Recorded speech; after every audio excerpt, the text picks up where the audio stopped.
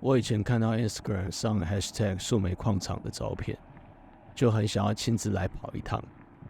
我知道黑剑401不是纯种越野车，但在我看过塞尔维亚 YouTuber Stavro 骑跟我一样的奥地利版401滑胎冲进林地的那个帅气画面，我就深受启发，从此不断去开发柏油路以外的二轮地图。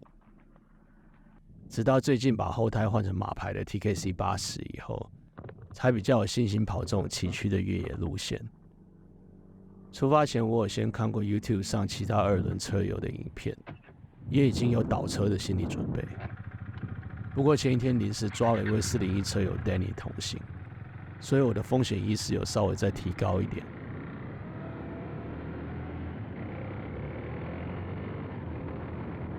我们从九份上山，沿着102瑞双公路一直骑到树莓坪，左转进入草山战备道。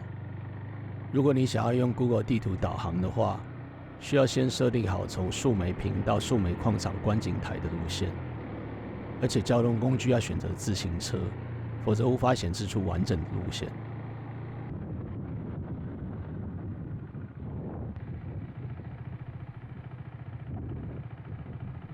沿着水泥路面一直骑，看到右手边出现3项路标，其中往右的路标写着 Gamma 点遗址。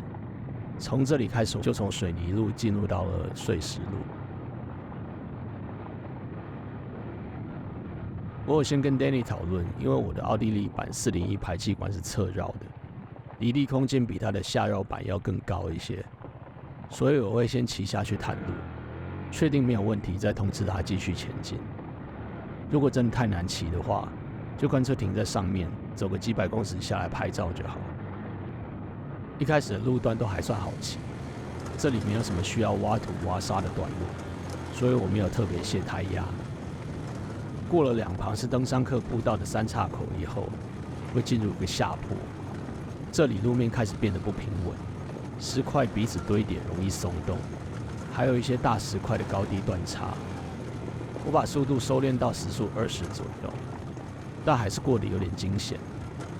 手臂得出力维持车头稳定，因为路面已经乱到不能仰赖车身自行回正。到了下一个平坦处，我先停下来喘口气，冷静一下，看着前方的大石块，我知道接下来不能像刚才一样想要一气呵成闯过，需要一步一步规划前进的路线。我走走停停的速度越来越慢，虽然剩下的距离不到500公尺，但因为全身都处于紧绷的状态，让我越骑越喘。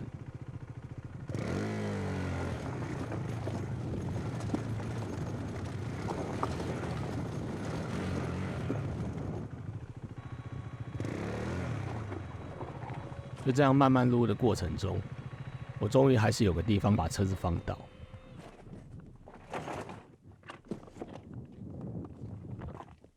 我有装防摔保险杆，后照镜也换成夹在内侧的把手镜，所以摔下来的时候我并不担心，只要方向灯不要断都还算是小事。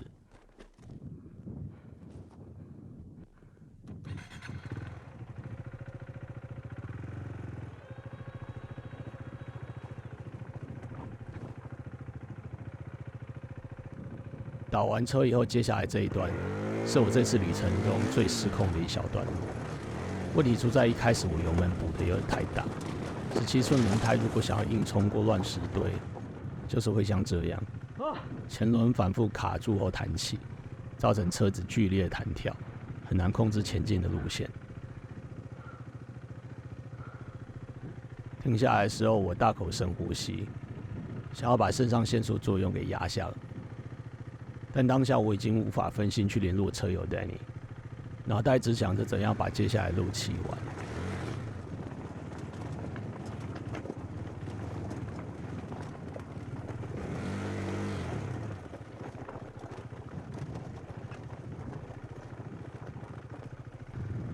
终于，我跌跌撞撞的来到树莓矿场观景台。入档停好车以后，第一件事就是赶快打给 Danny， 叫他不要骑下来。波 line 发现未接听以后，我急忙折返上坡，发现他居然已经骑到一半的路程了。OK 啦，你都已经到这边就继续吧。你等下从这边。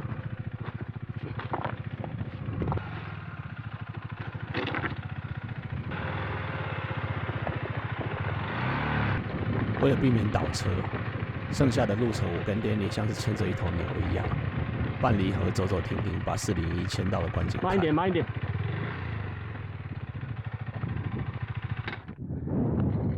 啊！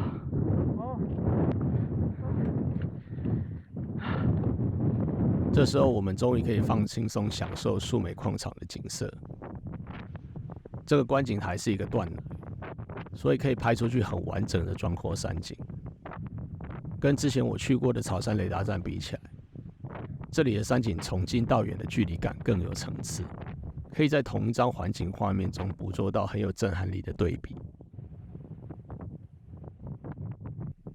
以前在查树莓矿场的照片的时候，总觉得为什么那么美的自然景点，在 Google 地图上的评论却那么少。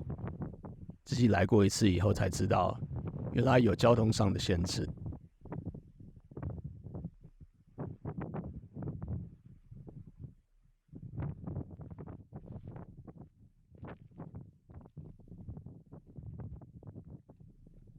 后来陆续前来的4轮车辆也都是悍马车、吉普车跟 Jimny 这种越野车种。我们车子拍一拍，等一下给你们停啊，等一下给你们拍。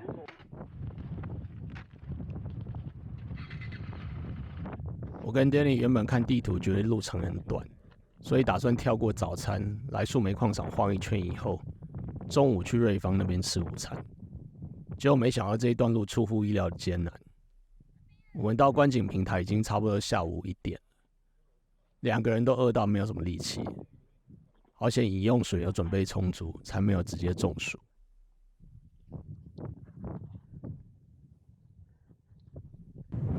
接下来上坡回程的部分，我的计划是自己先骑上去，然后再下来帮 Danny 牵车。我想说上坡应该会比下坡简单，不会有一不小心往下冲的问题，可能可以稳稳的持续前进。但前进几百公尺以后，发现没那么容易。上坡的挑战在于离合器的控制，因为车子无法滑行，所以跨越大石块或断叉的时候，离合的收放要更加果断，释放出下大好处的爆发力，就像是在跑步一样。这种上坡拉着离合苦撑的感觉，反而比下坡更艰难。这让我想起以前电视上看过海军陆战队蛙人简训必经的天堂湖，晒到皮肤发黑的凉气征收学员们，在短短50公尺上五礁石上爬行翻滚，全身皮肤被割得鲜血淋漓的样子。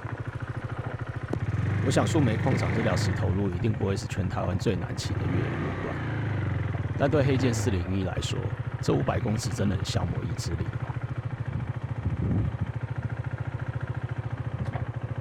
途中我一不小心踏空，又再次倒车。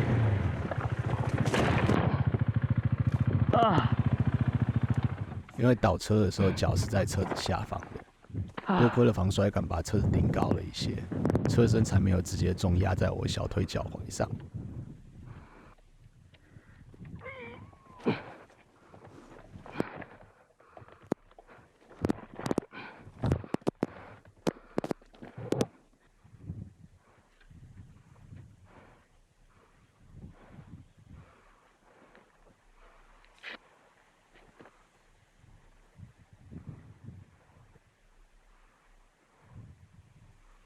架好车子以后脱了手套，发现小指最后一个指节歪掉了，虽然不会痛，但看起来有点恶心。我伸手轻轻去捏它，想知道有没有骨折，结果它立刻卡回原位。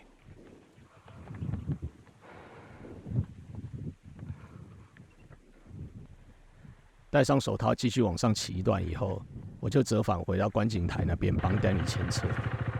因为要避免倒车，路程更加漫长，所以没有用 Insta360拍摄机。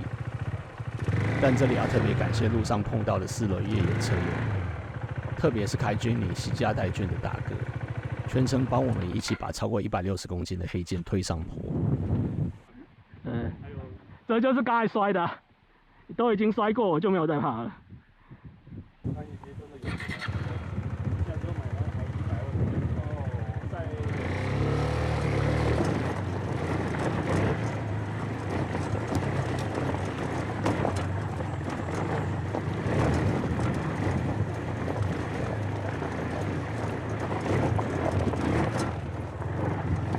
哇！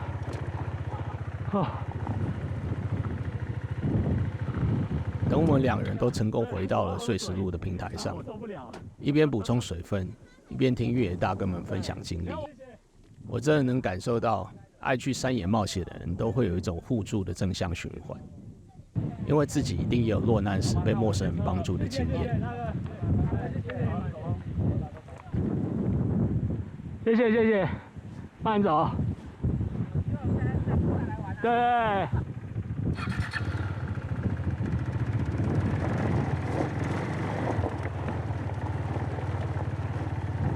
亲自来过树莓矿场以后，我建议2轮的车友们，如果你不是骑像 CRF 那种前21后18，可以轻松在崎岖路面上走直线的越野车，或者像 Hunter Club 那种车子又轻又好落脚的户外休闲车。那最好是把车子停在3岔口前的平地，然后步行下去观景台。如果你想要挑战这段越野天堂路的话，最好先谨慎评估上坡与下坡的风险与难度，穿好越野车靴，以免倒车脚被夹到，然后跟车友结伴同行，互相照顾。离开树莓矿场以后，我跟 Lenny 经过本山地质公园的停车空地，很有默契的决定停下来拍照。下午2点的天空刚好是非常鲜艳饱和的蓝色，看着这片蓝天，自己的疲惫突然一扫而空。我有时候会想，自己喜欢骑挡车到处探险，可能就是因为过程中有太多地方会出错，而我从犯错中隐约尝到了自由的滋味，也让我有动力继续下一次的冒险旅程。只要能继续干蠢事，我就永远不会变老。我是黑巨人 Jimmy，那我们下支影片再见。